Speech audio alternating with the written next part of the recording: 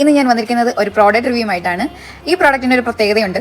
എൻ്റെ കമൻറ്റ് ബോക്സിൽ ആദ്യമായിട്ട് ഒരു പ്രോഡക്റ്റ് റിവ്യൂ ചെയ്യുമോ എന്ന് ചോദിച്ച് വന്ന ഒരു കമൻറ്റിൻ്റെ പ്രോഡക്റ്റാണ് ഇത് ബെയർ അനാട്ടമിയുടെ ആൻറ്റി ഡാൻഡ്രഫ് ഷാമ്പു ആണ്. ഹൈദരാബാദിലേക്ക് വന്ന ശേഷം എൻ്റെ തലയിലും അത്യാവശ്യം ഡാൻഡ്രഫ് നല്ല കൂടി വരാൻ തുടങ്ങി. വെള്ളം മാറിയതിൻ്റെതും ഇവിടുത്തെ ഹാർഡ് വാട്ടർ യൂസ് കാരണമൊക്കെ മുടി ഇങ്ങനെ നശിച്ച് തുടങ്ങി വന്നപ്പോഴാണ് ഞാൻ ഈ പ്രോഡക്റ്റ് റിവ്യൂ ചെയ്യുമോ എന്ന് ചോദിച്ച കമൻറ്റ് കണ്ടത്. അപ്പോൾ എന്തായാലും ഒന്ന് ട്രൈ ചെയ്ത് നോക്കിയിട്ട് ഇതിൻ്റെ റിവ്യൂ പറയാമെന്ന് വിചാരിച്ചു.